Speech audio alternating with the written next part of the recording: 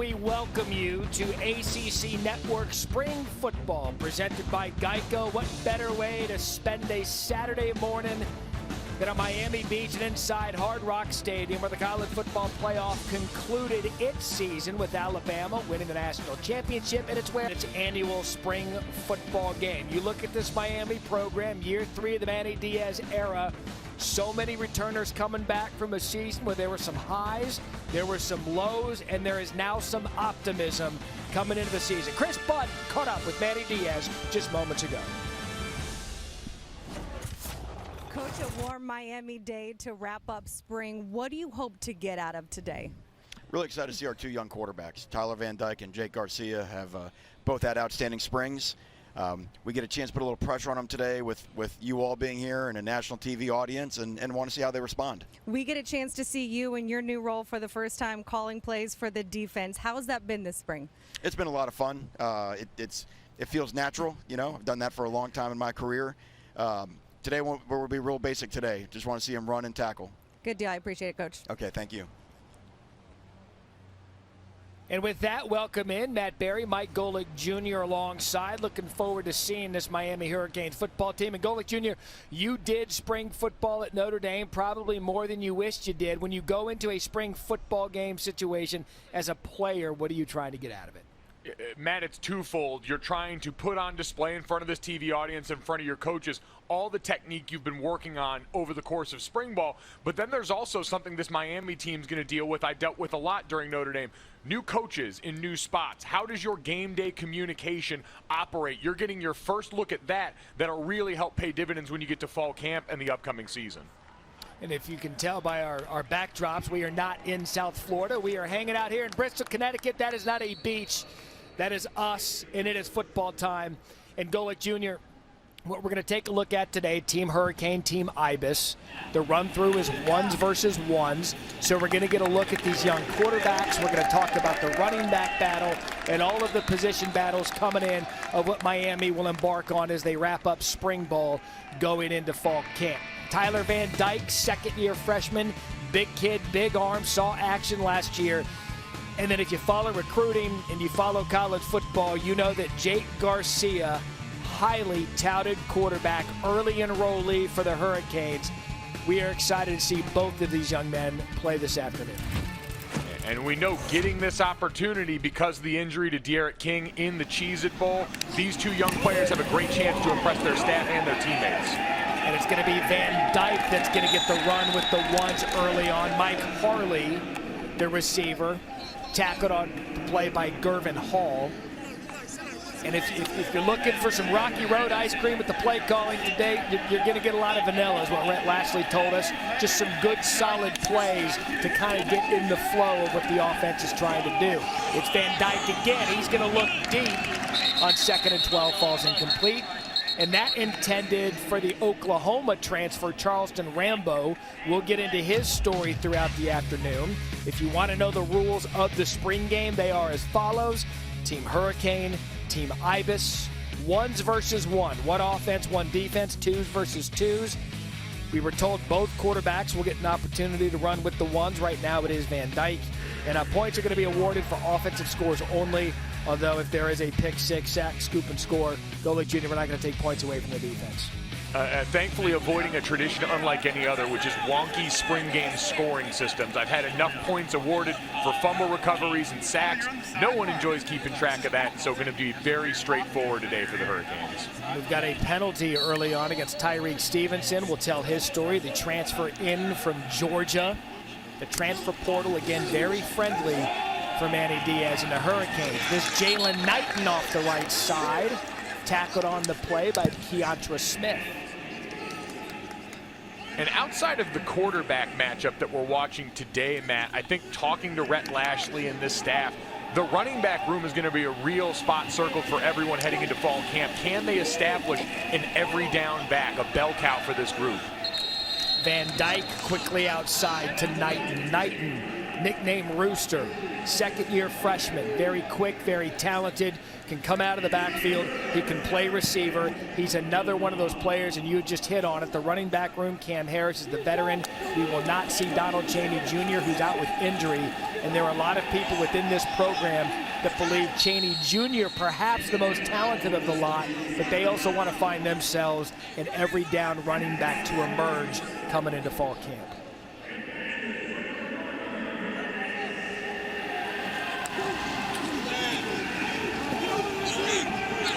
Van Dyke, a quick look outside. Another flag on the play.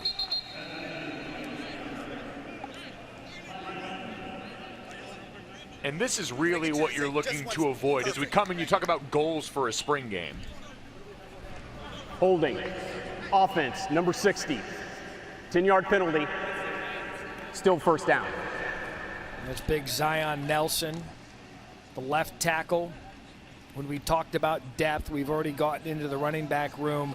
But this offensive line room, your wheelhouse, loves where they are coming in and how they've performed in the spring workouts. They're 8 deep across the board. Quick throw to Xavier Restrepo, one of the young receivers that has also turned some heads early on in camp. Mike, go ahead on the O-line.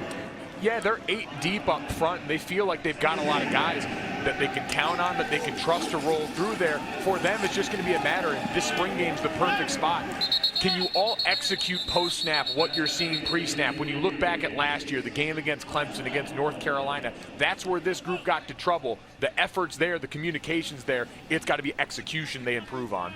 Another flag on the play, that caught by D. Wiggins. Offside. Defense, number 2. 5-yard penalty. Replay second down. There are storylines with every team coming out of their spring workouts. That against Stevenson on the penalty, his second early on in the scrimmage. And Mike, based on what we know about Miami and their depth at the right positions, this will be discussed throughout the afternoon. This is a team that's ready to pop. They've got everything you need, depth at the right positions, caught by Mike Harley, where they're ready to go. They are, and I think the biggest difference you're seeing now is the recruiting is starting to catch up. In this last cycle, ranked as high as 11th in the 2021 recruiting class. We mentioned Jake Garcia, a big get there. They've got some big timers. Leonard Taylor on the defensive side, 5-star defensive tackle. When you start to build up that quality depth, that's what we see at these top programs that make that push from good to college football playoff consistent every year. That's where Miami's starting to find themselves. Van Dyke now 3rd and 4, pressure, can't get the quarterback at spring ball, but a good strike and a throw caught by Harley. That'll move the chains. First down. And I'm sure that will be one that defensive players in the meeting room after contest, because like you said, you can't touch the quarterback, but when you get close, that sack call is usually at the coach's discretion. We figured Manny Diaz, being the play caller on defense, might give him a little love, but first down. Jafari Harvey was on the pressure. He's a name that we've kept hearing throughout the spring. One of those defensive linemen in a school that prides itself on a pass rush. The redshirt freshman that's another player, Mike, that they have a lot of hope for coming out of spring workouts.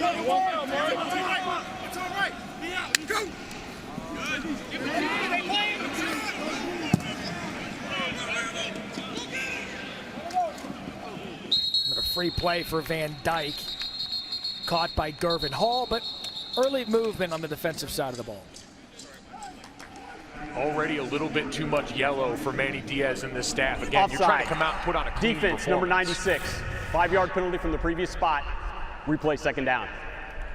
And Matt, you'll notice right here, every offensive line school of thought's different on these plays, but this is a freeze up front. This group being taught, as many across the country are, minute that D lineman jumps offside, you're staying put, kind of rattles everyone up front on the defensive side, and your quarterback and receivers know it's scramble time, it's a free play to go. Always strange to me. I was a head tapper. The fake to Cameron Harris. Van Dyke over the middle. Intended for Restrepo, falls incomplete.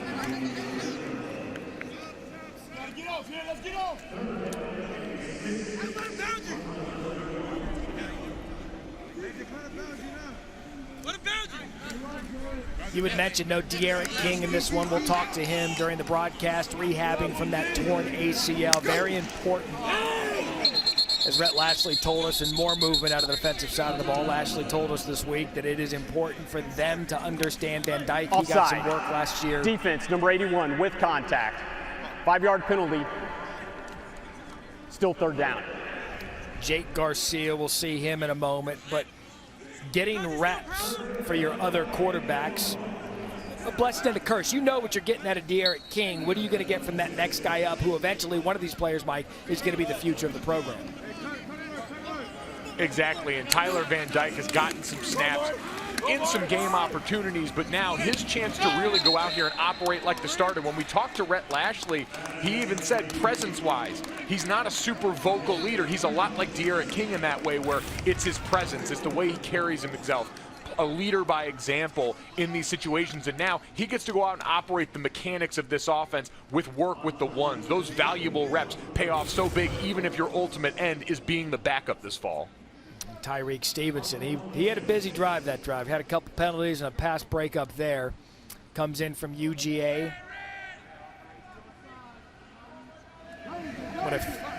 What if 3 transfers coming in for Manny Diaz? We'll detail some of those guys and how they can contribute right away. And the kick is on the way. It is good.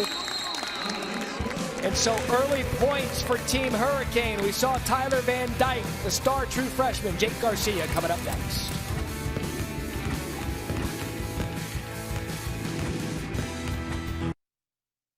ACC Network Spring Football is presented by Geico.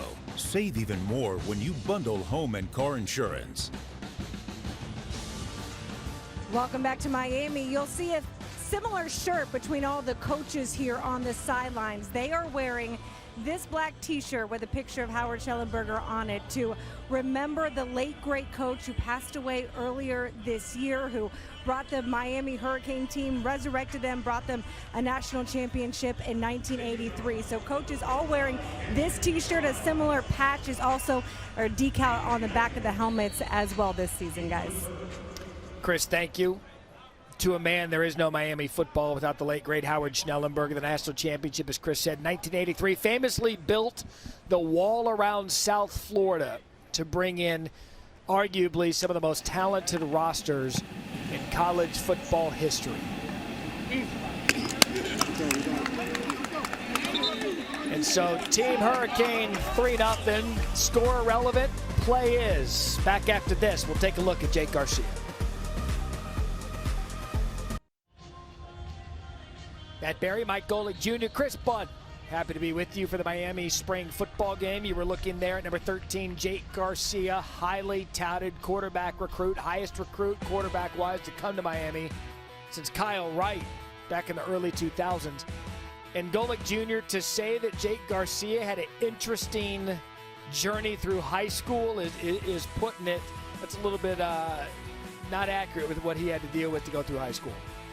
Incredible. Obviously, you see, started his career in California, and then because of the pandemic, they weren't playing football out there, and so ends up making the trek to Georgia to play at Grayson High School. And this coaching staff really thinks it gives him a level of maturity now, walking in here as an early enrollee to get himself into a new situation and immediately take hold and grasp the offense the way that he has so far this spring.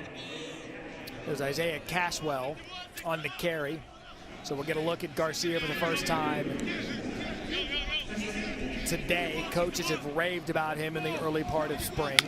Said he's the more vocal of the quarterbacks in the quarterback rooms. Garcia going to throw right away. It is high, incomplete. Intended for Michael Redding. You see right there, just a little high on the throw, but fearless in the way he cuts it loose. And you mentioned the way he addresses his teammates. They told us he's not afraid to speak up to older players. And Matt, I play with a lot of guys that early enrolled came in as a freshman. That's a daunting scenario. So for him to already have that confidence, as we see Garcia right there. able to climb the pocket. Caught by Keyshawn Smith. Look, when you look at the quarterback rankings with recruiting, if you follow it, which we do, he was the number 2 pocket passer in the country. Kind of scoffs at that label and says, hey, look, if I can get up and make guys miss and use my feet if I want to, and that was a good example of it there. That was a good example of it there. And it's also a good example on the sideline of a freshman with a nationally televised game now, with the bright lights in Hard Rock Stadium, holding on to the ball for a little bit longer. You see Rhett Lashley, their offensive coordinator, imploring him, go ahead and cut it loose on time when you've got it available. That's the kind of thing, the value you can find in this spring game scrimmage setting. So a quick 3 and out for the Garcia squad. Today against the ACC's NCAA Men's Soccer Automatic Qualifying Match. Tonight, ACC Network and the ESPN app. #1 Pittsburgh takes on #4 Clemson at historic Riggs Field. Coverage starts 7 p.m. Eastern.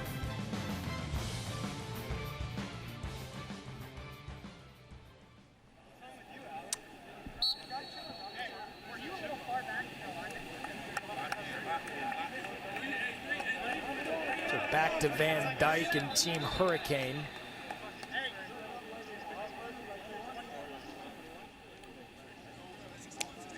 Second-year coordinator Rhett Lashley kind of smiled at us when we asked him earlier in the week about all of the weapons he has to play with offensively.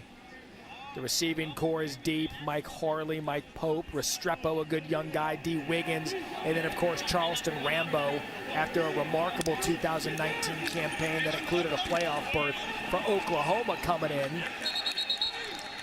Ask and you shall receive. That's Rambo to the outside.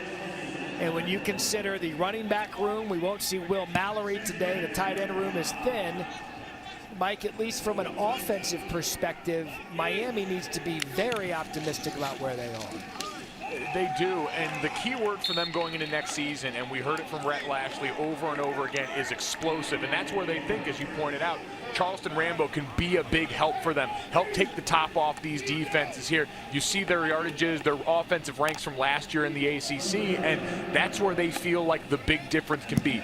Minimize mistakes and negative plays behind the line of scrimmage, and then find a way to see if Charleston Rambo can be the guy way he has in scrimmages so far. So we'll see a 3rd and long for Van Dyke. Harris, the man in motion. Van Dyke looks over the middle, quick throw, and early on establishing some chemistry with Rambo. Tackled on the play by Amari Carter.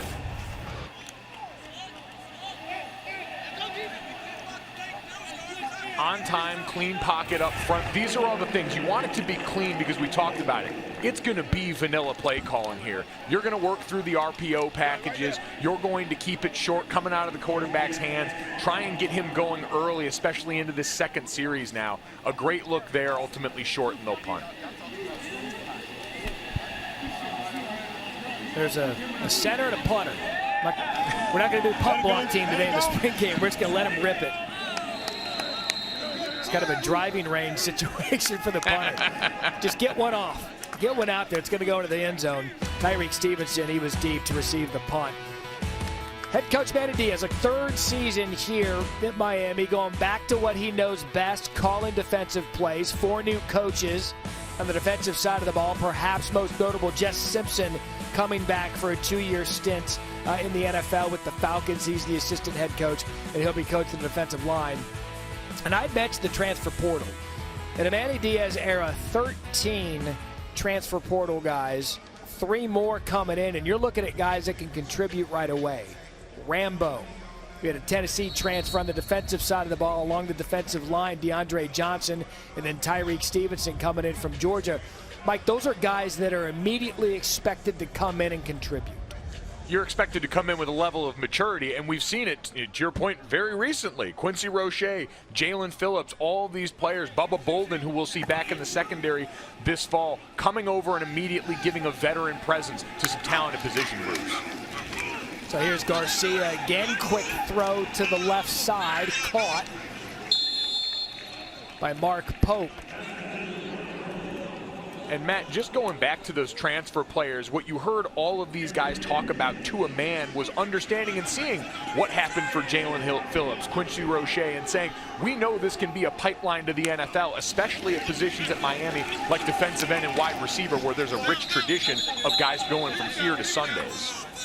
Jalen Phillips came in from UCLA. Quincy Roche came in from Temple. Both of them will have their names called early in the NFL draft. We'll talk about those guys coming up at the half with Jim Nagy, one of our NFL draft analysts. When you put a football uniform on at Miami, next expectation for the type of talent they get here is the NFL. And we'll see that again this year as Garcia again does a nice job climbing the pocket, and Dante Johnson on the receiving end of that one.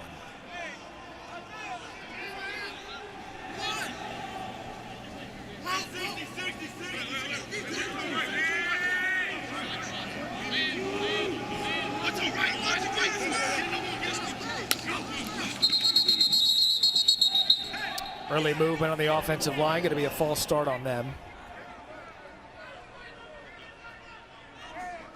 False start. Offense, number 67. 5-yard penalty.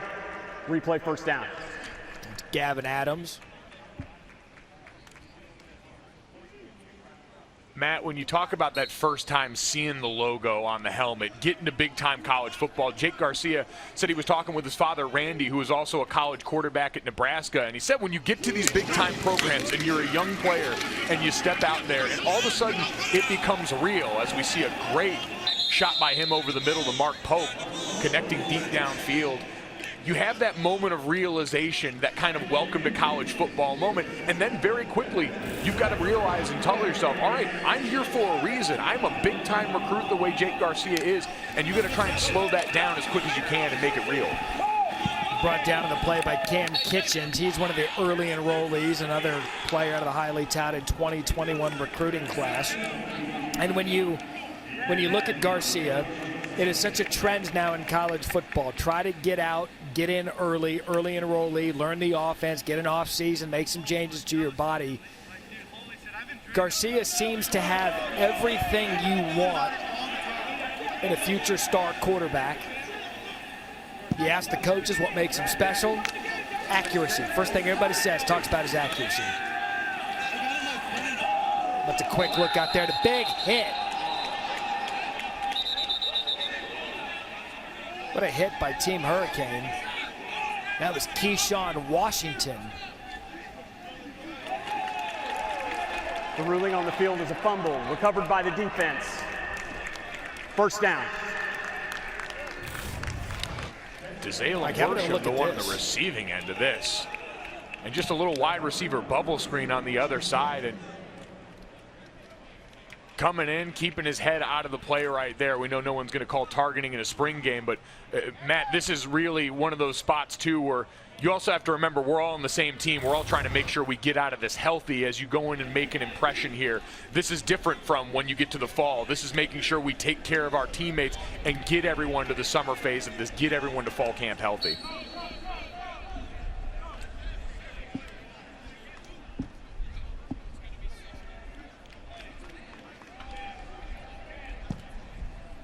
So Isaiah Dunson was able to recover the fumble. And listen, Miami, when they're at their best, they're playing defense, and Manny Diaz knows that. A couple of years ago when they had that remarkable pass rush, one of the best defenses in the country, and they hope to get back to that point. We hope you stay around ACC Network. Today, men's lacrosse, center stage, North Carolina, the Carrier Dome to take on number 9 Syracuse. That at 3 Eastern on ACC Network. We now see Garcia getting more reps, now running with the ones. We were told we'd see this. Garcia looking deep, has a receiver open, caught, then dropped. That was D. Wiggins. Ruling on the field is an incomplete pass. Second down. And anyone within the Miami program will tell you consistency out of the wide receivers is what got them a year ago. And D. Wiggins, one of those players, trying to put last year behind him to be more consistent with catching the football. I'd say these drops are the thing, because on the other end, you look at what happened in the pocket there for Jake Garcia. A great job sliding to avoid pressure, keeping his eyes downfield, and letting one ride. Those are the explosives they're looking for. Right on the money to Rambo, who has had his name called quite frequently early on. And again, Garcia, he makes the decision quick. He zips it and finds a guy.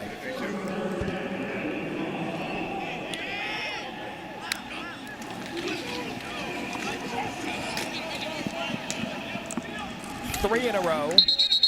And again to Rambo. And Matt, we know this is spring football. Manny Diaz is not dialing up the usual exotics you'll see from a Miami defense that's going into an actual game. But for what this setting is, seeing Jake Garcia, the confidence, the quickness, the decisiveness, and connecting with Charleston Rambo, Canes fans got to be very excited right now. And Rambo able to make a few men miss. So if you're Alabama, Nick Saban, they've got some spring football to deal with on their own, but that's who opens up with Miami. That's going to be a good game, Alabama and Miami, to open the season. Very familiar with Charleston Rambo. You're going to be familiar with them this afternoon because, Mike, with the weapons that they have in the backfield and the depth that they have at receiver, if Rambo is the Rambo of 2019, that is frightening. You got Mike Harley coming back, who's doing a great job being your reliable slot player. As right on cue, he gets them down closer. Dude, that's a touchdown from Mike Harley. It is. Touchdown, Mike Harley, Jake Garcia. What a drive out of the true freshman quarterback. Getting back-to-back reps, came in with the ones. Found Charleston Rambo a number of times, and then here a good look to Mike Harley for a score. And that drive, they went with the hurry up. It almost mimicked the 2-minute drill tempo-wise. And sometimes that, Matt, for a young player, for an early enrollee, true freshman coming in, is a great way to settle down, get you to just go out there and play loose, play with what you know. Garcia started the game with Team Ibis, came over to Team Hurricane, said, you know what? I'm going to score for the other guys. The betrayal. Matt, how about over on the sideline, the look at these Zubaz shorts? Style on display for this spring game. Come on, early 90s fashion. Go back to the heyday of the U. Just bring it. So Jake Garcia, Tyler Van Dyke, both competing for the backup job, with D'Eriq King getting injured in the Cheez-It Bowl against Oklahoma State, tearing his ACL. This was just after King announced that he was going to be coming back for the 2021 season.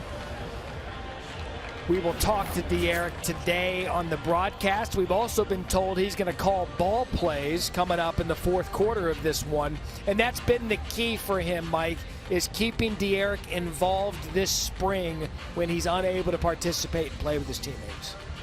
Tradition unlike any other of a player rehabbing a lower body injury, hitting the gym for the upper body hard. But he's been a huge asset for this quarterback room, too. The coaches have said in practice, they'll say, hey, you take Jake today. And they know he's going to go over there. He's going to help coach up the younger players in this room and help get his backup ready. That veteran presence, having a guy who came over here already with a bunch of great football under his belt, been invaluable for this Hurricane program. And Matt, we don't got to tell everyone what happens when he gets on the field. Few players in college football going to bend a defense the way that this guy does. Throughout our coverage of the season a year ago, we would talk ad nauseum. Jesse Palmer, Joey Galloway, and myself would be doing college football final or something in studio on Saturday. There wasn't a better marriage with an instant quarterback and offensive coordinator than King and Lashley. And we saw that early on with how those two were able to kind of just blend together and make Miami, in the early part of the season, a real threat in the ACC. They won 3 in a row before that loss to Clemson. Then they railed off 5 wins in a row. And they're close, and they expect King to be back in time. We'll ask him about that. But certainly with what they have with D'Eriq King coming back, as Van Dyke's going to sling one downfield. It is dropped by Mark Pope, another one of the receivers that we talk about consistency coming into the season. Disappointing there for Pope now. Probably going to have a nice conversation with himself on the sideline to try and reel things in here early on in this game. But you're right about King, and I think we need to remind everyone, this time last year, Miami got through 4 spring practices with their new offensive coordinator and new quarterback before they got going and everything was shut down with the pandemic. So they're all really just getting a chance to stop, catch their breath, and get this kind of work in, even if it's mental reps for King. Another spring meeting with Lashley and this offensive staff going to pay dividends for them this fall. It is something to keep an eye on throughout college football. I mentioned numerous spring games taking place today. LSU having theirs, Ohio State playing a little football. to be able to have that full complement of 14 spring workouts, not only invaluable for the players, but when you have a coordinator situation where he's coming in new, Miami's got 4 new coaches on the defensive side of the ball, getting those in-person reps and practices and installations is huge, because once you hit fall camp, Mike, you're getting into a different side of football that you weren't detailing in the spring. Matt, it's so true. In Notre Dame, I went through a head coaching change. I had 4 position coaches in 5 years, which meant every spring was a getting to know you phase. And so even for Jess Simpson, who knows this place well, still a time to get that communication rattled up, dialed up, and ready to go. 10-0 for Team Hurricane at the end of the first quarter.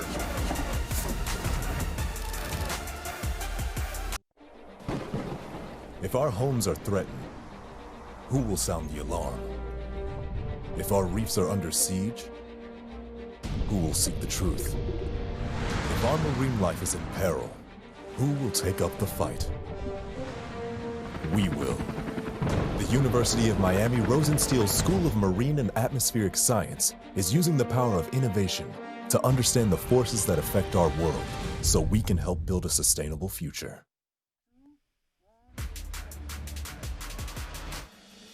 Here in Miami, second quarter of the spring game. A couple years ago, the nutrition staff here really wanted to focus on recovery, so they cut up fruit for the players. They realized what the players really wanted were mangoes. They wanted to make things that, well, the players would eat, except the players asked the staff, can you get us some seasoning on it? That's how we like things down here in Miami. So I'm going to show you. It's a little different, but this is how the majority of the players down here in the 305 take their post-practice mango. Sliced mango, vinegar, guys.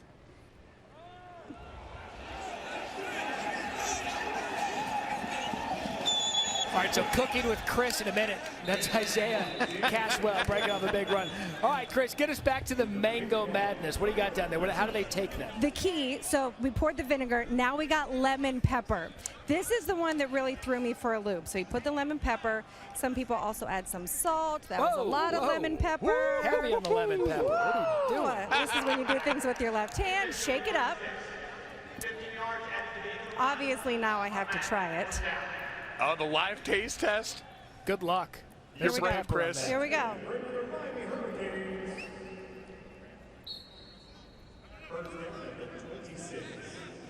The lemon pepper is strong. It hits you right at the beginning. Yeah. The vinegar is not so bad. It's the pepper. It's not bad. It grows on you. You get like a wasabi-like sinus cleanse there. The players love this, though. I was talking with Mike Harley, and he said, I had mango trees in my backyard. I just go pick one up, slice it up. He adds his with a little extra sugar, salt, and black pepper on it. But the players rave about it. Some of the new guys that come in, like a Rambo, they're like, what is this? But they eventually teach them the ways. So vinegar, lemon pepper. That's Restrepo off the right side. So, Chris, because you just ate a mango, low in calories, but particularly high in vitamin C. Iron absorption, may support heart health. Better than what Golick and I are eating back in Bristol. Pastries. Matt, I can tell you without hesitation, I did not have mango trees in my backyard at my apartment in South Bend, Indiana. What kind of fruit do you guys grow out there in South Bend? Whatever they had at the Martin's grocery store right there. Whatever they were serving there in the deli on that side. But if it's working, listen, if it ain't broke, don't fix it. And with the amount of team speed on this Miami squad, maybe I need to look into some mango. Getting some good reps here out of Isaiah Cashwell. Again, Don Chaney Jr. not playing today with an injured shoulder. Van Dyke, a fake over the middle, intended for Restrepo. Cameron Kitchens, early enrollee. That safety room, when you look at the safety room here at Miami as well, Bolden's not playing today. He's got some injury issues. But the depth, I think that's the one word we've heard a lot out of the Miami coaching staff coming in is depth. And safety is another one of those positions. Cameron Kitchens, Keyshawn Washington, they're excited about all these players, but Bubba Bolden made no bones about it, saying, we know the guys that are going to be out there. It's going to be him. It's going to be Amari Carter. They've got great veteran players, as we see Restrepo get in the end zone. Yeah, that's Van Dyke to Xavier Restrepo, so quarterback for quarterback going back and forth. Restrepo one of the young receivers, worked his way into this rotation to get that right foot down. He indeed does. Kind of one of those little slot receivers, 5'10", 196 pounds. Good footwork, good hands. And look, what did we say early on? Consistency with Mark Pope, consistency with D. Wiggins. We haven't seen Restrepo drop one yet. That's a sign the coaches can trust a young player who's stepping up, and another good drive for Van Dyke, who led a field goal drive early on and a touchdown drive there. So we'll see if Jake Garcia comes back out or Van Dyke, but a good throw there to Restrepo. And some offensive fireworks for Miami.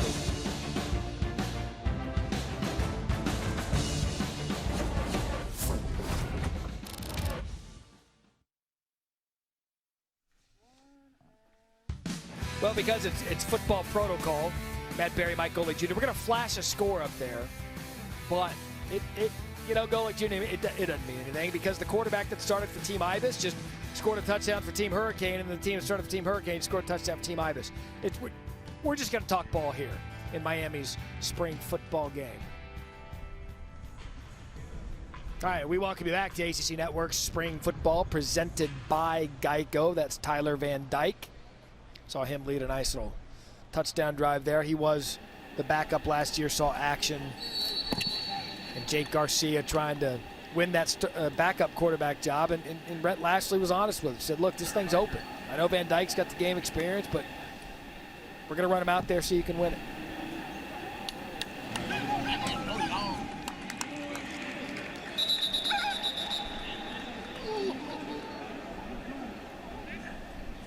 And Matt, the one thing we also need to remind everyone is, as exciting as spring football can be, especially right now, this is the first look. It's been closed practices because of the pandemic. This is our Miami fans' first look at what will be the 2021 team. It's also a reminder, you're not winning and losing jobs in the course of spring football. You're earning reps for the fall. It's going to be a completely different rotation when you get D'Eriq back in the mix for some of those fall reps. But it's a great chance to catch a coach's eye and earn more reps for the upcoming phases of ball. There is no question, as Jake Garcia comes back in, a blessing and a curse. You don't want your star quarterback with an ACL, but you get reps for the young quarterbacks.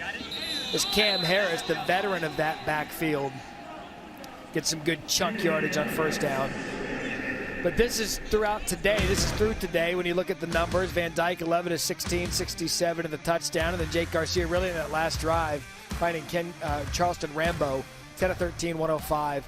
And a touchdown. But again, it's repetition. It's building confidence. Garcia to the right, again to Rambo. And Matt, it's the double-edged sword when it's your team on your team in spring football, because this is a team defensively replacing a lot of talent up front on that defensive line. We already mentioned Jess Simpson back in his role as defensive line coach after 2 years with the Atlanta Falcons. And so you're trying on one side to go out here, get some stops, see if you can find new guys to create splash plays, while also seeing this from your offense. By Garcia to Mark Pope.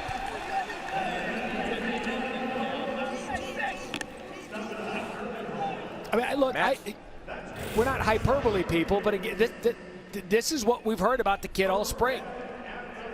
We have, and a great bounce back moment for Pope, who had a couple of drops earlier, but this is now the second or third time we've seen Garcia step up, maneuver the pocket well, and cut loose a beauty of a deep ball. Cam Harris, the ball carrier. Nothing going. DeAndre Johnson, Tennessee transfer. And Johnson had to battle his way back in shape.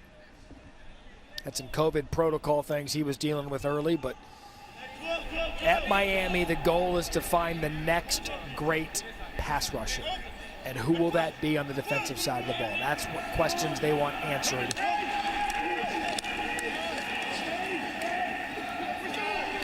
And again, Cam Harris, he had injury issues late in the season. He burst onto the scene early on. Corey Flagg on the tackle. Flagg has had a remarkable spring along with Avery Huff. And the one thing that they want to solidify, perhaps more than any on the defensive side of the ball this year, is stopping the run. Garcia to the end zone. tipped and nearly picked. That was Tyreek Stevenson on the pass breakup. Matt, those rushing numbers, dire. And we talked to Manny Diaz. Being able to stop the run, and I heard Kirby Smart talk about this from Georgia the other day, being able to stop the run with your players up front, the way Miami's used to, slashing D linemen, getting guys in the backfield, always leading the country in tackles for loss, allows you to commit more resources to defending the pass, which we know, especially in this conference, a huge part of what you're going to see from the Clemsons, from the North Carolinas of the world. Tell you what you are going to say. Another Borregales kicking balls for Miami. This is the brother Andres Borregales, number 2 kicker coming out of high school. And like the Borregales family does, they can make the field goals. So another scoring drive for Jake Garcia. More Miami football after this. Time. Welcome back to Miami. The number and the name may look familiar. That's Andre Borregales, the younger brother of Jose, who was part of the Miami Hurricane team last year, went on to win the Lou Groza Award. Jose and the family here today to watch as the kicking between the story of them just from a childhood of how they got started, moved here from Venezuela. Jose told me when he was 9 years old, they went to the park and he saw people kicking a weird football. He's like, what is that? And they go, this is American football. Would you want to play? And that's how he got started. Jose was 9. Andre was 5 years old. The two have always been incredibly close, very competitive, which has made each other better. Jose has really tried to work on the mental side of Andre's game to know what it was like to kick in those big situations. Jose also told me, listen, if we're the same age, Andre's the better kicker than I am. Jose on his way to the NFL, maybe his younger brother on his way to Miami stardom as well, like his older brother Borregales. And here's what I love about a young kicker, same last name, Golic Jr. He's got to earn his teammates' trust right away. He got an opportunity to do that in spring workouts. Spring football is a chance to create situations, and I read the other day that in practice they set him up with one of these opportunities. They said, all right, Andre, go and nail this kick in practice, and we're going to give the rest of the team off sprints. You always incentivize it to get the rest of the team hooting and hollering. And he missed it. And what the coaching staff said was his response told them a lot about this player. Came out in the next scrimmage, nailed all 3 of his field goal attempts, including a 50-yarder. That's what you want to see from a young player. That's the mental side his brother Jose was talking about. That's the first look at Peyton Matoka. And his first pass is picked off. They actually ruled it incomplete. It's Isaiah Dunson on the coverage. So Peyton Matoka, another player in that quarterback room, getting some reps here in the spring game.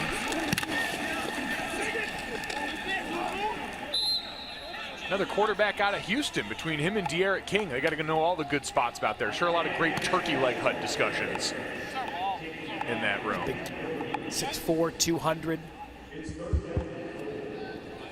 You mentioned De'Aaron King transferring in. The transfer portal story we hit on early has been very, very beneficial for Manny Diaz. That's where he found his star quarterback, at least early on in this spring game, Charleston Rambo, who transferred in from Oklahoma. He looks every bit of the part. Tyreek Stevenson comes in from Georgia with a flag on the play. And that's where we are in college football. Whether you like it or not, whether the coaches like it or not. Ball be placed in the spot of the foul. Automatic. First down. Mike, the reality of the situation is a lot of rosters are not only built but completed right now via the transfer portal. It's a great opportunity to fill in some of those gaps, especially as you have players leaving early, which is the goal if you're recruiting well. And after we saw the news from the NCAA Division I Council the other day about the one-time transfer rule that's going to get ready to go into effect, this is going to be the norm. And so the best staffs in college football will be great at not only keeping their own players around, making sure they feel like this is a place you want to come back for your 4th year, for your 5th year, but also being a place that looks like hospitable ground, the way Miami has become with transfer players, to give them an opportunity at the next level. I've spoken with some coaches around college football about just that, the one-time transfer rule and the transfer portal. And we talk about how well and good it is to be able to add a star player to your roster, but perhaps the most difficult situation, if you're in a position battle, let's just call it here at Miami, a position battle for the offensive line. When this team really believes that they have about 7 to 8 really quality offensive linemen, if you're in one of those position battles and you lose the position battle in fall camp, you know that you could just answer the transfer portal and go somewhere else. And so it has created second opportunities, but it also has created a problem with kids. If they don't win that starting job, perhaps they'll look elsewhere.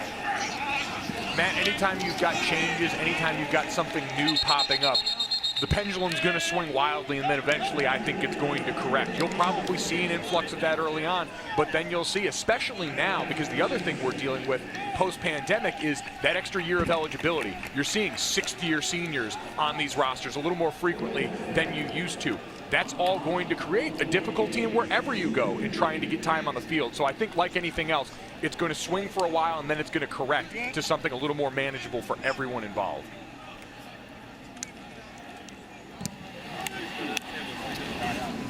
It'll be a challenge, and we'll get to that in a minute. But first, next Thursday night, Kelsey Riggs, Mark Herzlich. Going to be joined by ACC head coaches for their take on whether soon-to-be draftees will find success in the NFL. That's The Huddle. Coverage starts 9 Eastern, ACC Network, and the ESPN app. Draft coming up April 29th. With the transfer portal, coaches will tell you, and they're honest with you about the bonuses and the blessing and the curse and the minuses of what there is with the transfer portal. But a lot of people quick to point out, Mike, that when you enter, you're not guaranteed a second home. There are players that are in the transfer portal right now, if you go and look, that started games last year at a high level, and they still have no home. They don't have another college to go to. You'll start to see some of those slots filled this summer after spring workouts, but it's as risky for the player as it is for a coach to perhaps take someone coming out of the portal. Absolutely. It's always going to be a part of the process, but Matt, as someone that played the game at this level and played it for a while there, saw teammates, had my younger brother who ended up doing a grad transfer year at Cincinnati. I'm all for things that give players options and opportunities. I think that's always going to be a net positive for the game. An opportunity there for Jalen Knight, and we saw him squarely in the conversation to win that running back job. Jafari Harvey on the tackle.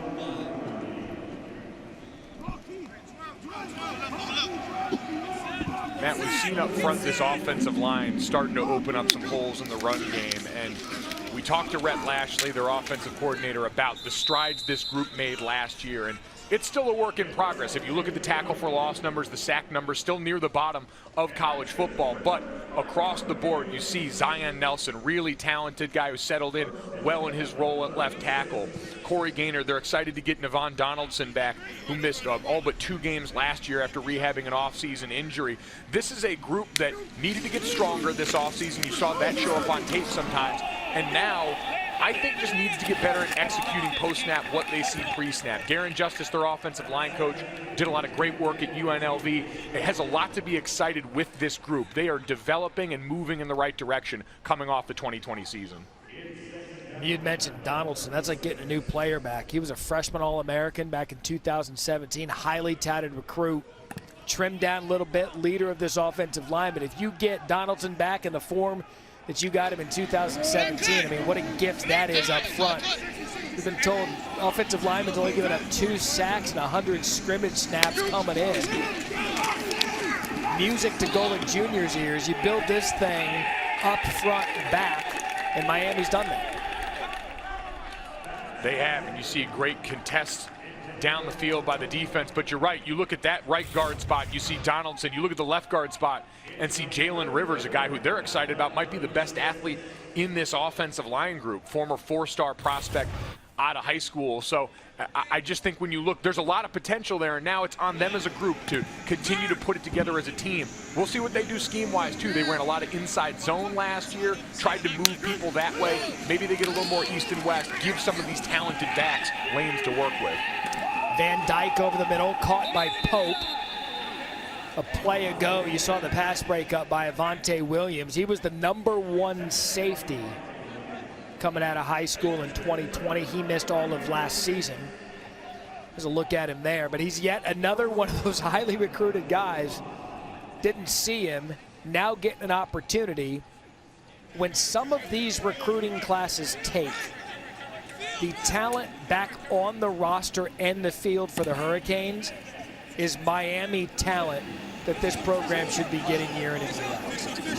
Avante Williams was an absolute signing day steal for the U back in 2020, picking them over Florida. And the veteran defensive backs, Bubba Bolden and company, talked about working with him more on tackling with his head up, doing things to help make sure that he can stay on the field long term. And that kind of iron sharpens iron mentality is exactly what spring ball is for. He'd be a great addition to that deep defensive backfield this fall. First time we've called Keyshawn Smith's name. Second-year freshman out of San Diego. And Bolden was honest. He said, look, this kid could be one of the most talented safeties in this program. You see Jalen Knighton, the Rooster, taking it off the left side for a touchdown. And there's that breakaway speed they love about Knighton. And a big carry for him and another offensive score. Did it with the shoe untied also, and you see just an outside zone play, captures the edge, poor angle coming from the secondary, but that's the kind of ability they're looking for here. They want an every down back, and don't get it twisted, there's plenty of carries to go around. Lashley reminded us that at Auburn, Trey Mason might have been their feature back, but his backup had over 700 yards, and that's exactly the foundation they want for this team. And that was the story Lashley told us back when he was the offensive coordinator at Auburn a few years back with Trey Mason. Extra point on the way and good.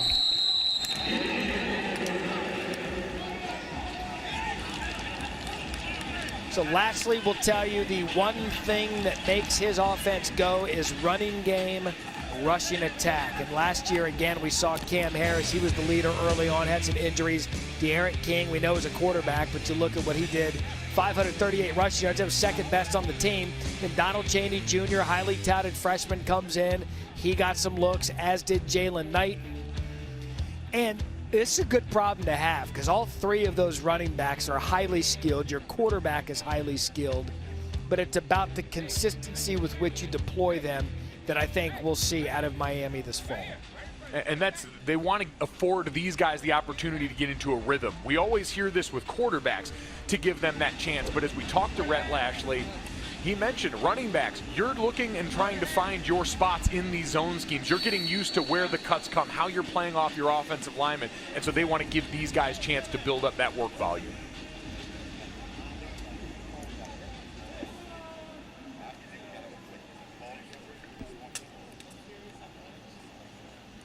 And it's going to be a year, his second year, gets a full spring ball, does Lashley, to implement his offense with his team, with his players.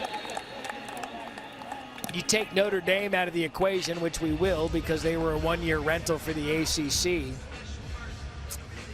That would leave Clemson at 10-2 from a year ago, and right behind them, Miami. You just get the feeling. You get the feeling that now in year 3 for Manny Diaz, now in year 2 for Lashley, recruiting classes under their belt, some of the players electing to come back and some of the talent that they have. The ACC best be careful because once Miami wakes up, you're talking about Clemson, Miami, and maybe eventually Florida State. It's a really good league when these guys are playing to their potential. Oh, we got a trick play in the spring game. End around to Xavier Restrepo, who's had himself a nice afternoon. If we're talking about trick plays, Matt, we need to remind everyone that De'Aaron King, while he's not playing in the game today, we'll get a chance to talk to him in a bit, is slated to call the plays in the fourth quarter. And I'm very interested if he's going to feed any of the big boys up front, get the ball in the hands of his dynamic offensive line playmakers. But a great move by Dante Johnson to make the first tackler miss with a little spin move, a little slow getting up.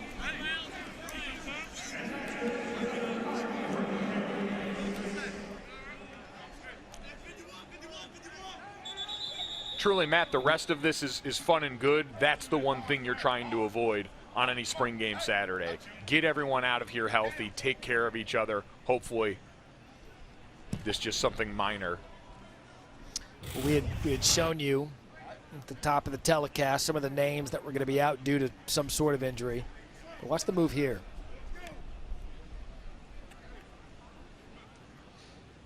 Could have landed on the ball, maybe some wind.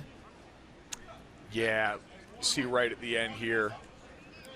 Rolled down on. Yeah, that would probably be my guess there. It doesn't thankfully look like anything else getting twisted up. Walking off under his own power right now, and should feel good about that. Some plays, some explosives are designed, Matt. Some you can credit to the offensive coordinator, but instances like that, individual effort plays, are going to be the difference, especially in such a competitive league. Under a minute here in the second quarter, you will not have a halftime that you are accustomed to. 10-minute halftime. Talk Jim Nagy, ESPN NFL draft analyst with some of the Miami Hurricanes. We can expect to hear their names called in the April 29th NFL draft. Then we'll have De'Aaron King joining us in the third quarter before he calls ball plays in the fourth quarter as Garcia's pass falls incomplete, intended for Pope. Mike, what happens after spring ball? Walk us through. It varies from program to program, but what are you guys going through then after the spring game? Yeah, in general, after the spring game, you're going to get a little chance to decompress. There's usually some time away from campus as class wraps up towards the end of the year, and then you're right back very soon. That's the one thing that's changed very much from my time, is that summer calendar is expanded. You want to get guys back on campus and into your off-season program. That first phase, when you get back after the season, the winter workouts, and now the summer program where you're really starting to build your conditioning towards fall camp. And those were the best times for me, Matt, coming off of spring football, because it's just you guys on campus. It's a great opportunity for the team to continue to gel, especially coming off a year where hopefully we can get back to more of that in-person team activities, players and coaches having a chance to get to know each other, the way that Jake Garcia is getting to know Rhett Lashley on the sideline right there. Yeah, can't hit the quarterback, but Jalar Holly got credited for a sack. Lastly, telling the young player, just get rid of the football, throw it away. I thought it was really interesting to that end for Tyler Van Dyke, Matt. He was talking about during the offseason some quarterbacks that he studied from the NFL, and he mentioned Jared Goff and Patrick Mahomes. And when he talked about what he was studying in Patrick Mahomes' games, it took me aback a little bit. It was Patrick Mahomes' ability and willingness to check the ball down to players underneath. That control, not necessarily what you'd think of in Mahomes' game, but for a young quarterback, that kind of clarity and understanding that you can get yourself out of a lot of problems just checking it down, learning from one of the best. Yeah, not every throw is going to be 30 yards on a rope. There's something to be said about living to throw another day, check it down, let the skill position players do the work. And that's perhaps the biggest growth maybe of a young quarterback. I think Jake Garcia wants to come out and impress his coaches, and he's done that so far in the spring game, but there's also growth in knowledge of throwing, checking down, and living to play another day. So now 3rd and long for Garcia. A quick throw. Matt, you talk about it showing up right here, checking it down. You're on the other side. You're getting near field goal range. You've got a couple of timeouts. You're in 30 seconds going to the half. These are the situations you want to create for your quarterbacks all throughout the spring. This is just another scrimmage and another opportunity for Jake Garcia here.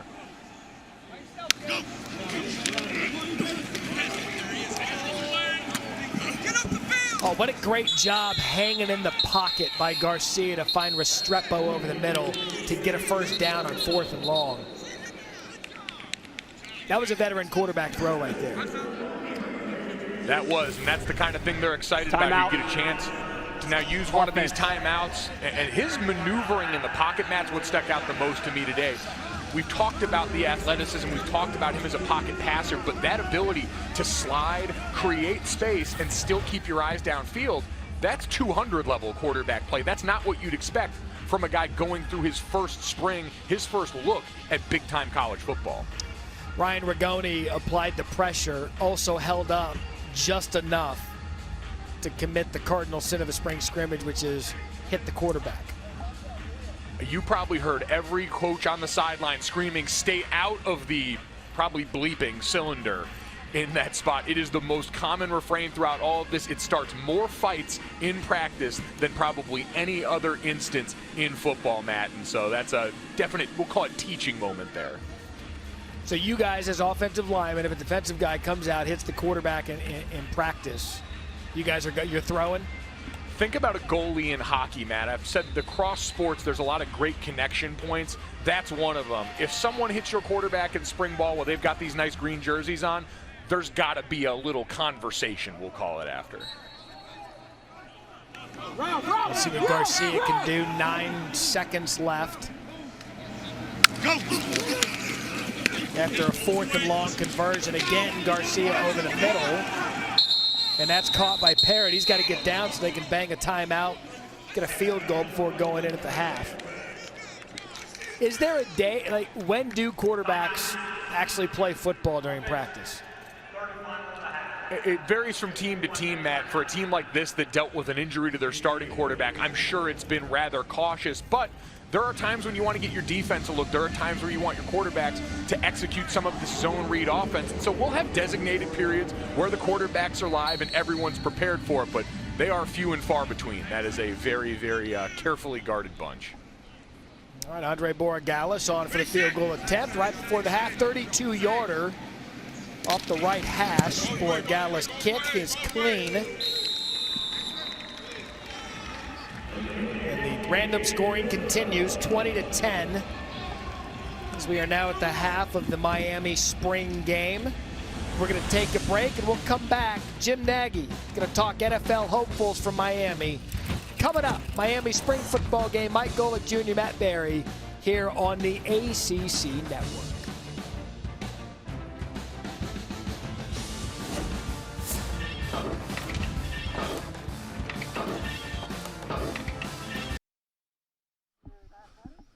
Matt Berry, Mike Golic Jr. back with you. Miami spring game. It is halftime. It'll be a 10-minute halftime before we get to the second half.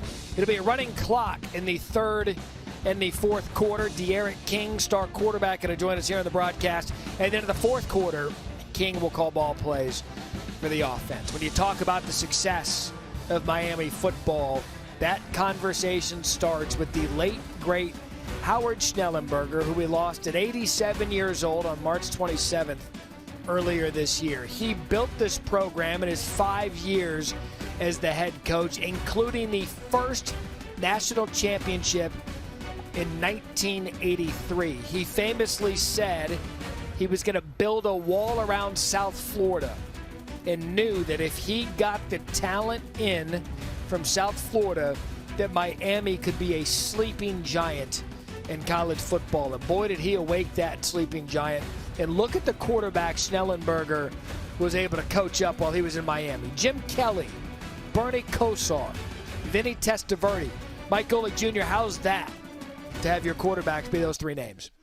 Strong already at Miami, and this is without even adding that when he was working under Bear Bryant at Alabama, he recruited Joe Namath to him at that school. So Howard Schnellenberger, a man who knew how to get great quarterbacks in and started this. You mentioned that championship in 1983 led to 3 more titles in the next 6 seasons for the Canes. What an unbelievable beginning to an incredible program. They are honoring him with T-shirts, decals on the helmet. He passed the reins. Jimmy Johnson, another great coach in Miami history. Dennis Erickson came in. Larry Coker, Butch Davis started a run of great Miami football that we believe with this roster intact we could see again.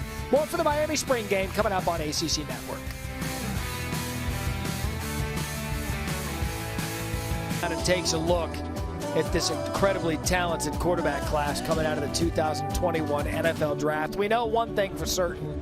Trevor Lawrence, he'll be the #1 pick to the Jacksonville Jaguars. We know another thing for certain. Second half of the Miami spring game coming up on the ACC Network. We're going to talk to D'Eriq King on his rehab, and he'll call some ball plays for the Canes. Second half on the way.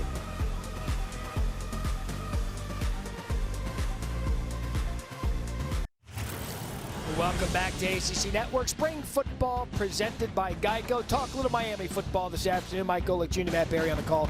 Chris Budden there in the stadium. We'll get set to talk to D'Eriq King in just a minute, but first our NFL Draft analyst, Jim Nagy, joining us here on the broadcast as we prepare for the upcoming NFL Draft on April 29th.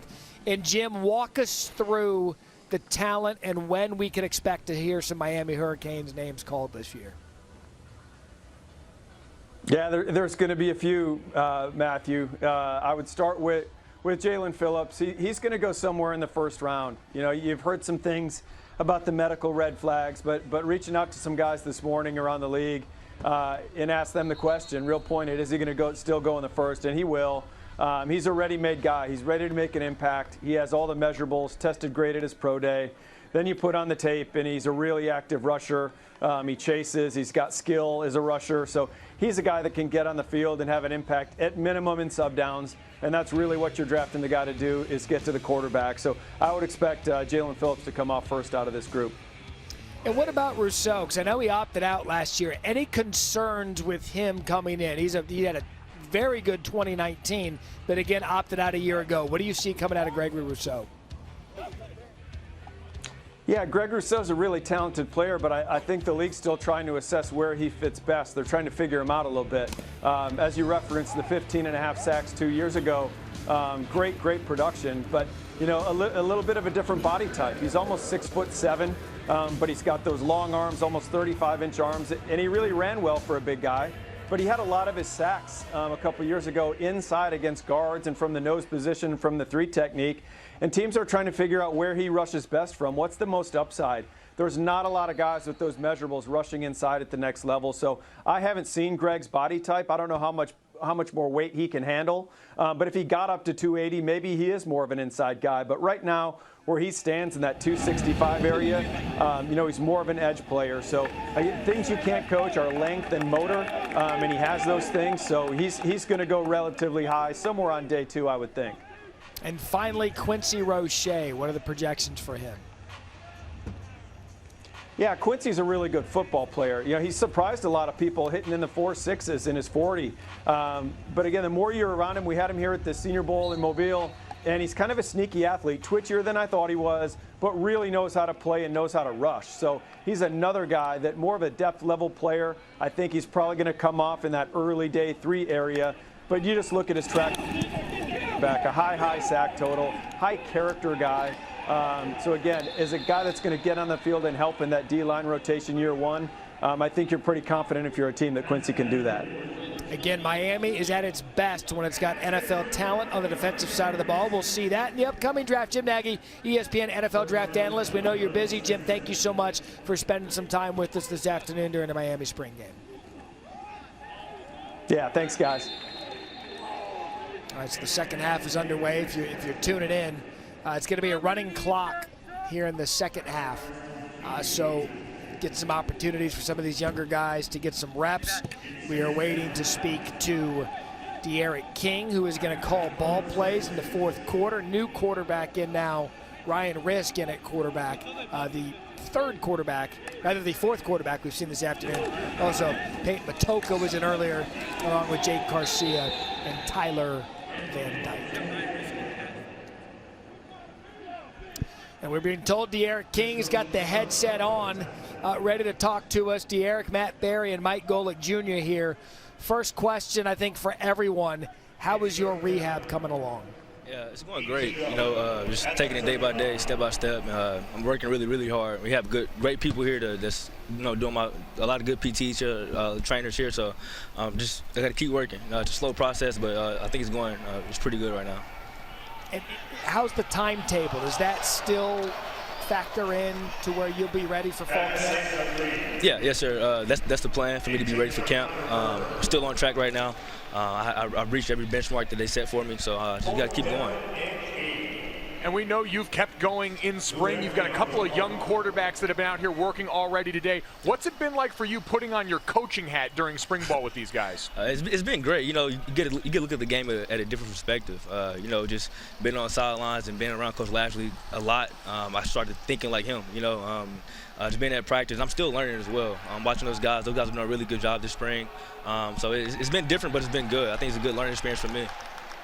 Yeah, D'Eriq, how much have you learned because we know you are a competitor, you want to be on the field, you want to be playing quarterback, but how much can you learn about playing quarterback, and how can that benefit you with what you're doing now? Yeah, you can learn a lot. You never know enough, So I try to go every day to meetings and practice and film, and try to learn as much as I can. It's the second year in the office for me, so I feel like I have a better grasp of it already. So I just got to keep learning. Coach Lashley's a great coach, and try to peep his brain a little bit, and it's going pretty good. Second year in the offense for you, but first year in the offense for Charleston Rambo, the Oklahoma transfer who has a lot of people excited. How have you gotten to know him already, even though you haven't had much chance to work together on the field? Man, that's my dude right there. Rambo, he's a Texas guy, so we already have that connection. Played against him a bunch. He's a great player, man. Just out here today, he's competing his heart out, He goes to practice every day. He works really, really hard, so I'm excited to have him on the team this year. How hard did you recruit him to come to Miami? It was a bunch of text messages back and forth, a bunch of FaceTime calls, just trying to tell him this is the place where he should be, and I'm so glad he's here right now. D'Eriq, we've been talking to the first half how Miami has the depth, and you guys are ready to take that next step. Yep. What will it take for this team to take that next step to get to the top of the ACC? Man, like you said, we have great depth on our team. We had a lot of guys come back from the past season that had an opportunity to go to the NFL. So we just got to take that next step and take care of the small things. I think that's the biggest thing for us all offseason. Coach D has been preaching it all offseason. Take care of the small things, and the big things will happen. So I think we have a lot of focus this year, a lot of older guys, and we know our goals. Now just going out there and reaching them. The focus this fall, D'Eriq, for so much of us felt like figuring out just how to operate around the pandemic. So much changed about your guys' day-to-day. This spring now, a year into this process, how much better do you guys feel going about day-to-day life, going about practice in the middle of what's still an ongoing process with this health crisis? I think we feel better. Last year it was new to everybody. Everything we did last year as far as playing football season was totally new for coaches and players and trainers and everybody. So now I feel like we have a better hang of it. We know what to expect. We get tested three times a week, all that. So I think it's better. We just know what to expect. What's been the most challenging part of not being out on the field? Man, I love competing. I love being out there with my guys, practicing hard, working out, running sprints. That's what you build, team chemistry. And I just I can't be out there for a lot of it, but it's going to come. Come back in summer, I should be close to full go. So. And we're all looking forward to that. You're one of the most exciting players in college football. But before you get back to playing, you get to call some plays in the fourth quarter. So what can we expect from D'Eriq King, offensive coordinator, in this final quarter? A lot of passes. I like throwing the ball around. But we're going to play fast. We're going to get the ball in the end zone. I'm ready for this. I've been studying my plays on the bus right here all last night. So I'm ready for this right now. Now, and it's true that after your football playing career is over, you actually want to get into coaching. Yes, sir. That's the plan. My dad was a coach. That's always was a goal of mine to be a college coach. So. All right, so we're going to put this coaching film on tape for you. Good luck. Yes, Call sir. some ball plays. We wish you the best of luck in your rehab, and we cannot wait to see you back on the field this fall. Yes, sir. Thank you so much. Throw it to an O-lineman, D'Eriq. We got you. We got one in the red zone for you. It's coming. Yes. Oh, yeah, see? There you go. Yes, sir. D'Eriq's going to dial us up a ball play. But, look, we want to see him running ball plays this fall. One of the most electric players in college football. You take a look at his numbers. And I think what made his injury, any injury to a college football player, is heartbreaking, but what made his so is he had just announced, Mike, that he was coming back this year. Plays in a Cheez-It Bowl against Oklahoma State, and then that's when the injury occurred. It was devastating. It was one of the most heartbreaking moments of the season, Matt, and you knew what he's meant to this team. You know what he means to college football. D'Eriq King's been one of the stars of this sport going back to his time at Houston. It's great to see him in such good spirits, because that's the other difficult part of being injured, is some of the loneliness that comes with being in the training room. But this coaching staff and this team have done a great job, like they are today, of making sure he's a part of their process. Another one of the early enrollees on that defensive tackle, Chase Smith. Want to make sure to get his name called. He's a player, young player, that they are very excited about here in Coral Gables. When you have, and we're having fun with it because it's always fun when a player gets to call some plays, but when you have a quarterback who understands the offense enough to be able to lean into that responsibility when he can't play. You heard him say it, Mike. That's just getting more comfortable with the offense through a different prism. It is. It's the vantage point you see the game through. So many of us as players have this myopic view of, all right, what is my job? What are my responsibilities in this spot? But for D'Eriq to now understand the way that Rhett Lashlee is going to be seeing games this fall, to be able to come over on the sideline and advance the conversations that you're having in between series. This is what I saw, and now just remembering, anecdotally, from this small experience, I kind of have a better understanding of the way you're seeing it, and we can elevate that conversation. It's going to make for great adjustments in-game for this team later this year. You know, the quarterbacks we've seen this afternoon, Peyton Matoka on. As you see D'Eriq King get ready to throw on a headset, getting ready to make the quarterbacks happy. Will he make Mike Golic Jr. happy and call an offensive play for an O-lineman? But look, you can't just do that in the middle of the field. You need to get him down as the time ran out for Matoka. They're going to give the defense a sack there. Elijah Roberts will get credit for it. I mean, Mike, we got to get him down to the goal line. We're not going to throw to your kind in the middle of the field. Listen, get down to the low red zone. It doesn't have to just be a goal line play. We talked about the depth and athleticism on this offensive line. We talked about Zion Nelson and what he's done at the left tackle spot. Athleticism is the hallmark of this group. I just want to play to the team's strengths, Matt. I won't apologize for that. Red zone. Only time I'm calling one for you guys is 5-yard line in. And Matoka climbs the pocket, gets picked off. That's Cameron Kitchens, an early enrollee and a true freshman out of that talented recruiting class. So good for Kitchens getting his name called in the spring game. We're going to hear D'Eriq King and watch him call plays coming up next. ESPN, the ESPN app. Matt Berry, Mike Golic Jr., Chris Budden, back with you. Miami spring game, Hard Rock Stadium, Miami Gardens, Florida. And there is D'Eriq King. And in the fourth quarter, he will be calling offensive plays. We just spoke to him. Said the timetable for his return is still dead on to return in fall camp.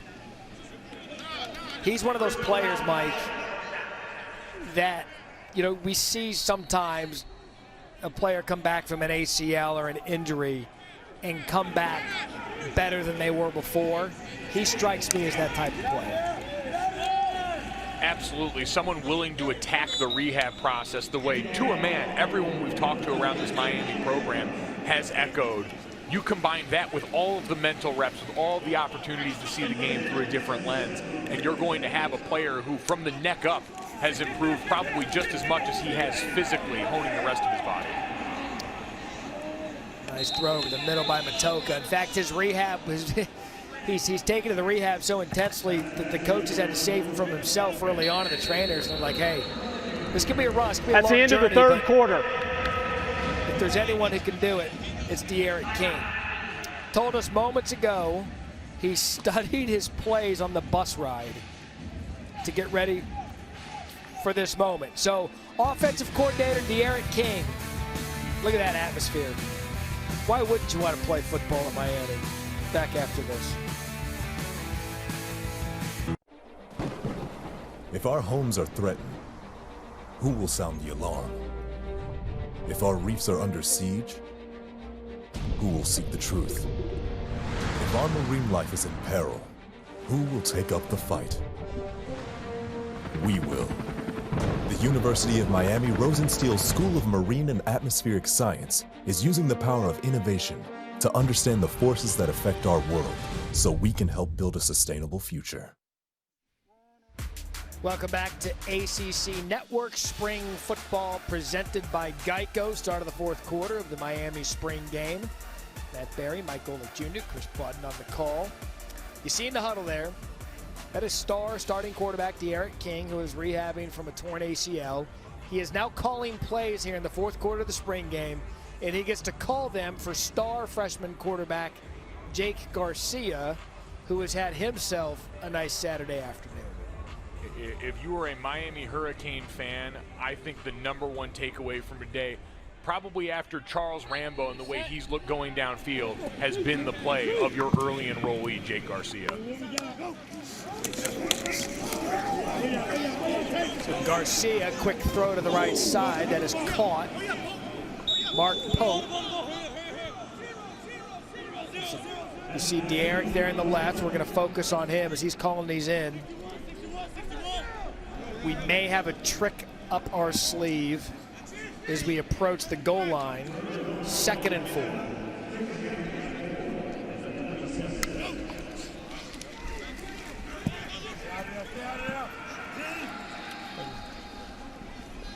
Okay, Golic Jr. It's set up as Garcia. He said, don't just call me a pocket passer. I can do that. He just showed his running ability. You see the O-line's been extra dialed in on this drive. Great pockets for the young quarterback. It's late in the game. These guys have been playing a lot of ball, but they're dialed in because they understand the potential that's on the line down in this area of the field. Could it be 1st and goal. Garcia again flushed from the pocket. Don't hit him. They don't.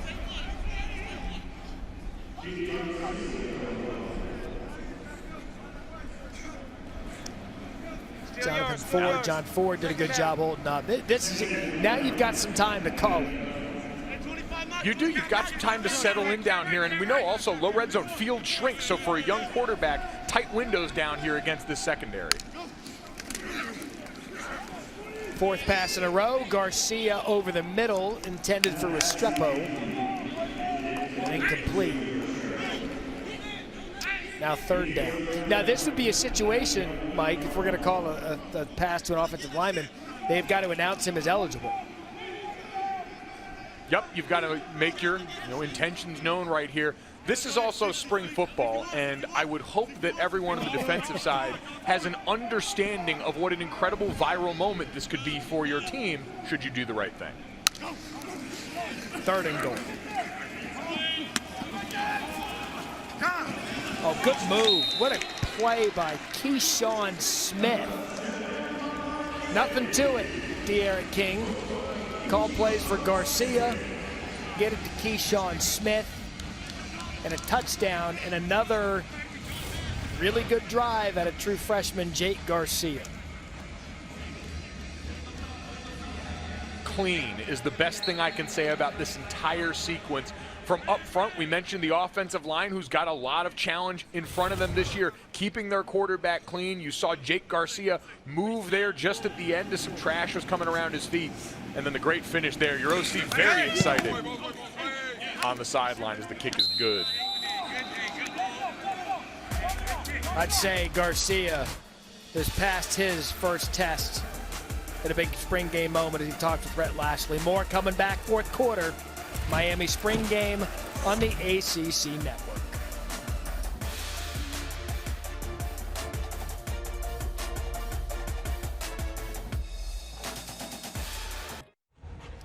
Matt Berry, Mike Golic Jr. back with you. Miami spring game, offensive coordinator / quarterback De'Eric King was told last night that he gets to call plays this entire 4th quarter. He just engineered a drive for Garcia as you look at his play calling tendencies, Mike. Not surprising, 4 pass, 1 run.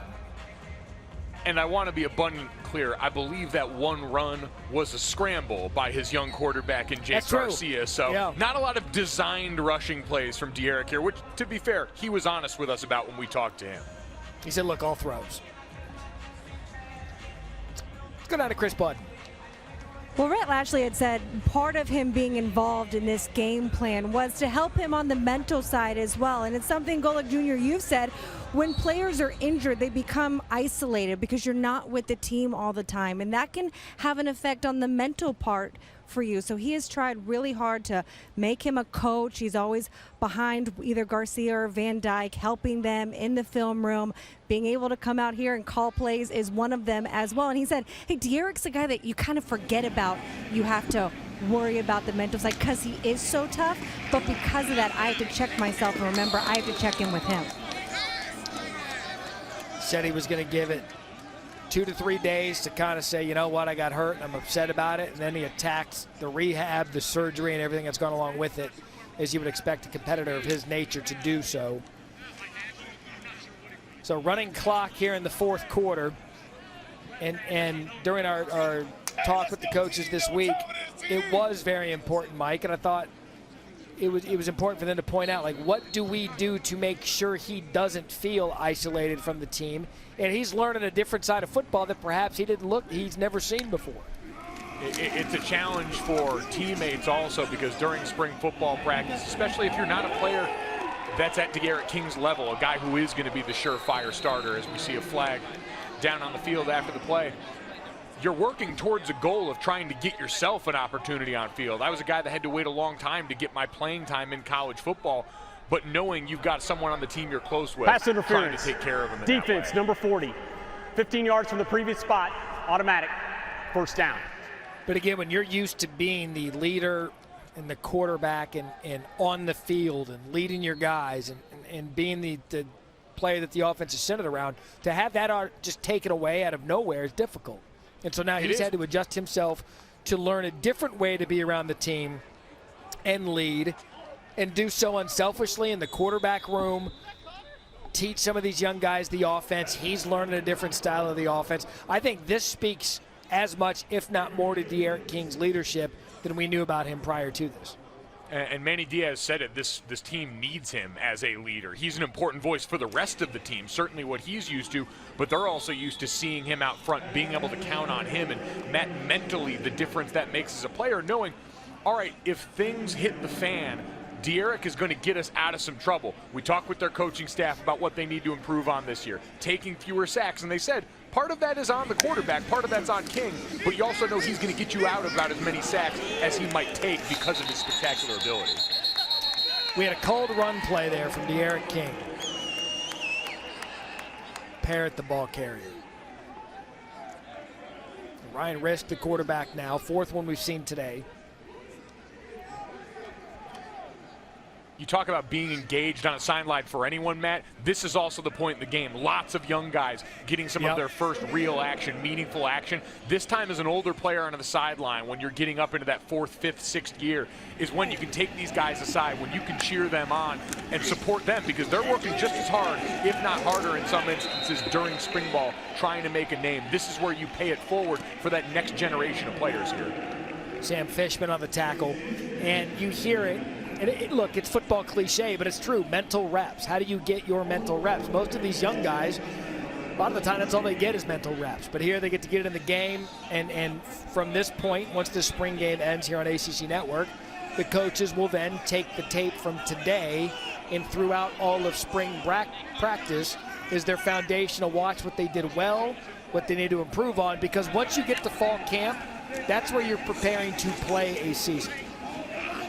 And that's where you're preparing to win jobs. And you're right, it was pointed out to us as a reminder, the spring football game is on TV, so there's value in that.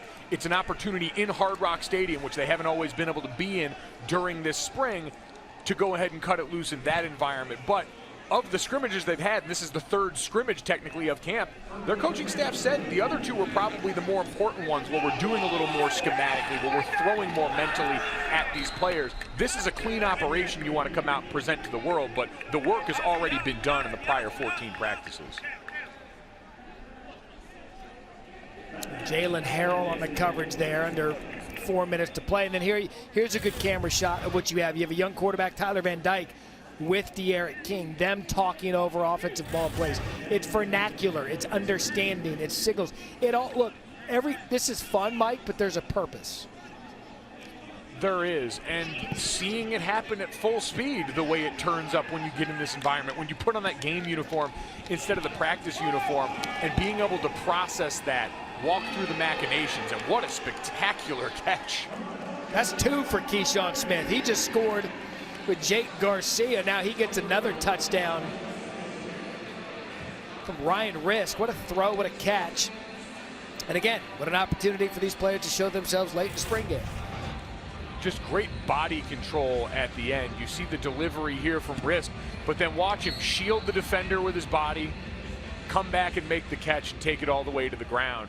Those are fundamental parts of receiving. That's what you're working on in this spring game environment.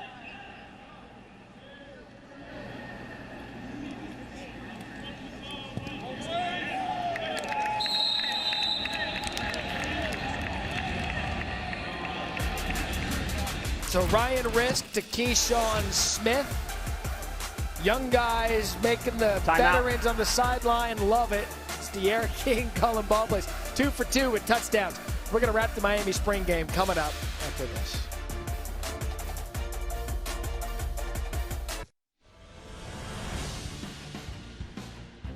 Presented by Geico. Save even more when you bundle home and car insurance. Welcome back to Miami spring game. Mike Golic Jr., Matt Berry, Chris Budden. Get the ACC's NCAA Men's Soccer Automatic Qualifying Match tonight right here, ACC Network. On the ESPN app as well. Number 1, Pitt takes on number 4, Clemson at historic Riggs Field. Coverage starts at 7 p.m. Eastern. I was just at Hard Rock Stadium in January for the National Championship, where last season, perhaps one of the most trying and historic seasons in college football history because of the pandemic, we were able to get that thing in, which is a credit to the players and the coaching staffs and the administrations around the country for what they had to do. Now we hope this spring that the fact that there are spring games, we are headed in the right direction. And D'Eriq King is certainly headed in the right direction for his future as a coach of what he wants to be when football's over. 10 pass plays, 3 run plays, 2 touchdowns. He's going to hand his headset to Lashley afterwards and be like, see that? My work here is done. Like it's even hard, Coach. What have you been telling me about this entire time? Forget this vanilla stuff. He's out here slinging it all over the yard. Peyton Matoka back on to play quarterback under a minute and a half left. They let that one go. No whistle for the sack there, Golic Jr. That's a late blunder by the officials. It's a late blunder by the officials, and I'm sure our defensive-minded, defensive play-calling head coach will have something to say about that. What do you think of him going back to calling defensive plays? I think that is going to bode extremely well for Miami this fall. I think so. We know he spent time doing that under Mark Richt here from 2016 to 2018 and some great defensive units. The worry is always, does it take away from what you're doing as the CEO of the program, overseeing the entire team? But I think the trust he has in Rhett Lashley to really handle what's going on the offensive side of the ball and get the most he can, especially out of a unit that's transitioning this year. You lose your 3 great pass rushers to the NFL. Your linebacker core is young, starting to look for some faces popping here over the course of this spring. And so having his voice commanding that room, probably more important than it's been in a while. And if there is a year, as Matoka goes deep, good throw, good catch. D. Wiggins on the receiving end. So about 10 seconds left. It is a running clock. It's a good chuck here by Matoka. Say these quarterbacks we talked about so much, Van Dyke and Garcia, but Risk and Matoka have come in late in the game and said, no, we're willing to go deep too, Coach. That's a great teammate, D'Eriq King, giving his young guys a chance to go out there and shine. Well, they really stuck to that running clock. I thought for sure they'd let him get one more play in with it inside the red zone. But that'll do it for the Miami spring game. We'll be back to wrap it up in just a minute, go through our final thoughts. Jake Garcia, the star, we'll talk about that. We'll put a bow in the Miami spring game and look forward to the season for them. Coming up right after this. True freshman Jake Garcia lived up to the billing this afternoon. 19 of 25, 252 yards and 2 touchdowns for the star. True freshman and early enrollee, making his case to back up D'Eriq King coming this fall. As you take a look at Miami's schedule this upcoming season, there is one notable omission here, Mike Golic, and that would be the Clemson Tigers, which on this slate alone, they open up with Alabama, which is obviously a huge opening game, non-conference, Michigan State non-conference. But you avoid Clemson. North Carolina at North Carolina is going to be tough, at Florida State. There's no reason why the Miami Hurricanes shouldn't be the favorite, probably along with North Carolina and Sam Howell, to come out of the Coastal.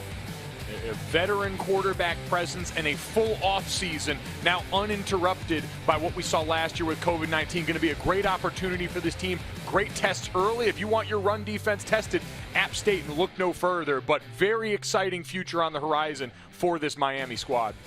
You have to wonder, and we had kind of built it up during this broadcast, with the depth, with the guys returning, with the familiarity with Manny Diaz's system now in year 3, year 2 for Rhett Lashley. They've got talent, Mike Golic Jr., to not only come out of the Coastal, but perhaps be one of those sleeper teams we talk about to start the season.